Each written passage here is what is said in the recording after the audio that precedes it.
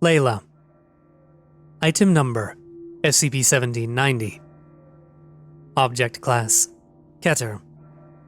Special Containment Procedures. SCP-1790 is to be housed in isolation in a modified standard humanoid containment cell. SCP-1790 is to be blindfolded at all times and fitted with vocal restraints whenever it is outside its cell, except for testing or as medically necessary. Staff are to make no attempt to directly communicate with SCP-1790, except for the issuance of orders and directions. SCP-1790 is to be monitored at all times for any attempt to injure or kill itself, and any attempt is to be responded to with prompt and comprehensive medical attention. Any communication with SCP-1790 is to be conducted via an asynchronous text-based medium, and all communications from SCP-1790 are to be reviewed simultaneously by at least 3 staff members possessing Level 4 clearance. All personnel responsible for handling of SCP-1790 are to be screened regularly for indications of SCP-1790 influence and are to be reassigned as necessary. If and when SCP-1790 dies, the Foundation is to canvass all hospitals and licensed midwives within a 500-kilometer radius of the location where death occurred and identify all persons born within 1 hour before or after declared time of death. All persons so identified are to be covertly monitored until such time as the new instance of SCP-1790 can be identified, at which time it is to be taken into custody immediately and contained as per the above paragraph. In the event that any monitored individual dies of self-inflicted or violent injuries before SCP-1790 can be identified, a secondary canvass and identification of potential subjects is to be made.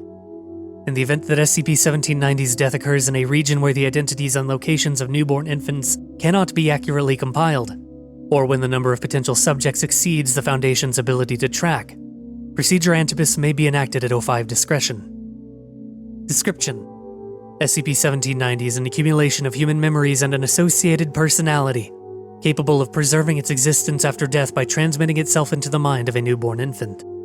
SCP-1790 currently inhabits the body of a Hispanic female, 33 years of age.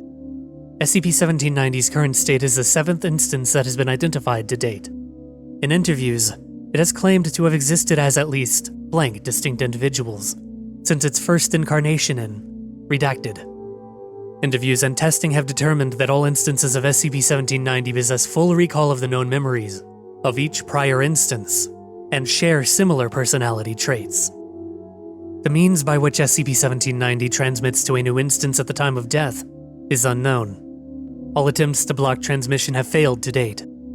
Transmission of consciousness appears to occur at the time when brain activity ceases in the current instance, and is not prevented by keeping the instance clinically alive after brain death.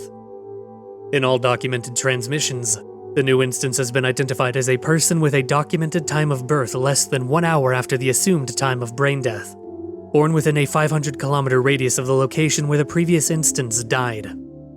SCP-1790 has shown no preference for infants of any specific gender or ethnicity.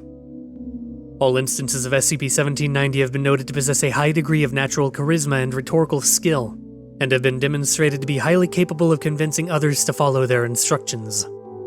SCP-1790 has demonstrated an expert ability to cold read individuals within seconds of beginning a conversation, and determine how to converse with that individual in order to coerce their agreement. No indication of a mimetic or hypnotic effect has been associated with this ability. Persons interacting with SCP-1790 have reported no compulsion or involuntary urge to obey or agree with SCP-1790, except in that they find its rhetoric highly convincing. SCP-1790's persuasive abilities are maximized when it is able to converse with another person face to face, covering SCP-1790's eyes, removing the second party from its physical presence, or conducting a conversation in writing rather than verbally, inhibit its ability to read and persuade other persons. In all instances where SCP-1790 has remained outside containment for a significant period of time, it has taken advantage of its charismatic abilities to establish itself as the leader of an insular and self-contained religious movement, whether by establishing one itself or assuming leadership of an existing group. Once in a position of leadership, SCP-1790 will induce the evolution of rites within the sect, idolizing mass murder and ritualized human sacrifice, and will, if not taken into containment, eventually organize and carry out a large-scale covert campaign of ritualized murders targeted against the general population within its area of influence. This campaign will continue until SCP-1790 is either killed or apprehended. The sect collapses due to the arrest or death of its members, or the locale in which the sect operates has been depopulated, at which point SCP-1790 will abandon the sect and establish a new movement elsewhere.